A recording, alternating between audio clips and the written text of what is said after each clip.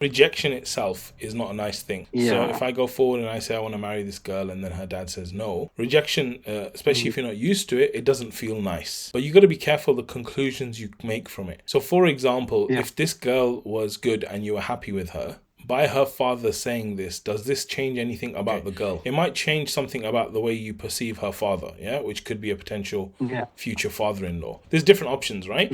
It could be, by the way, that the way the father communicated it was not correct, or it was not nice, right? And that could be an indication that the way the father-in-law is not a good thing, and that could be something where you go, I have to get along with the father-in-law, obviously, whoever the girl I marry, so this is a sign for me and this and that. So you could go down that route, that's absolutely fine. But what you need to do is you need to make sure that you are coming to this conclusion with a sane head rather than being emotional about the rejection, and then it affects you more deeper than it would have if it didn't feel like rejection. If I'm giving my daughter to someone and the guy's not in a good financial situation, then maybe I would be careful about it. And I might say, well, I've given her a life of this level. How is the guy going to maintain that level? I can understand what he's saying. If what he's saying makes sense, then I would say to myself that, is this what most fathers would want? The level of earning that I'm at. Is there that most fathers would want this? If the case is yes, the most fathers would want this, then you can go another way. You can say, right, I'm going to try and find the exceptional father that basically doesn't want this, and this finances is not a big deal for him. Because there are some parents out there, right? They might look at a guy and go, look, this is a young, pious, good person, he can have my daughter, it's fine. Allah will provide for them. And that does happen. So it could be a situation like that. Or the other way is you go, look, 90% of fathers are going to ask for this level of finance. So I actually need to do something about that. So let me work on that, and I'll still keep looking. I'll still try and find that one that doesn't want that. But at the same time, I need to work on this. And so I wouldn't close the door to her, because it's true, you might be in a much better position financially in 6 months' time.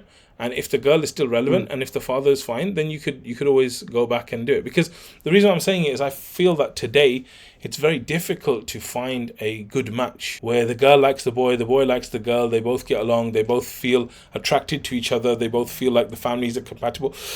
Actually finding a match, I found it so difficult today. When you find that match that looks quite good, and then there's something that's not quite right in terms of the finances or where they live, all this stuff, maybe it's worth kind of pursuing that a little bit. Now, you don't have to pursue it obsessively where it's I've got to work for this girl, and you do it like a Bollywood movie where you now go to work and try and do everything you can to earn money to marry this girl. But at the same time, you keep your kind of mind and options open, I think. And that's what they're going to do. They're going to be okay, so this rishta came, it was a good rishta, he's a good guy, financially he's not where he is. If in a few months he turns it around, maybe we can do something with it, right?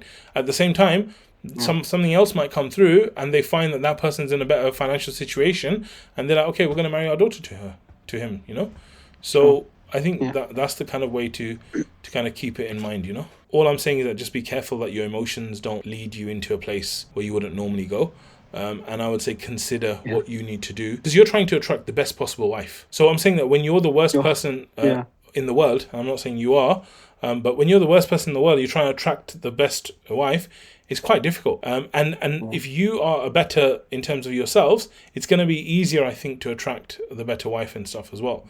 So you definitely need to think about, what do I need to do? Because obviously the role of a man is to provide, is to protect the family, is to lead the family, 100%. All these kind of things. So you need to kind of be in that situation. I do think that parents need to have a bit more of a open mentality as well, right? Because, nowadays, someone who's 21, 22, it's very difficult for them to be able to provide. Even now, in London, I think it's very rare for a man to be able to provide for his family. I think it's very rare. Why?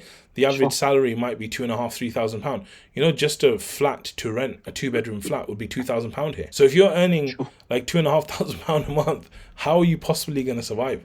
And that's why we see the rise of 2 household incomes, where the husband and the wife are both working, and then the house works.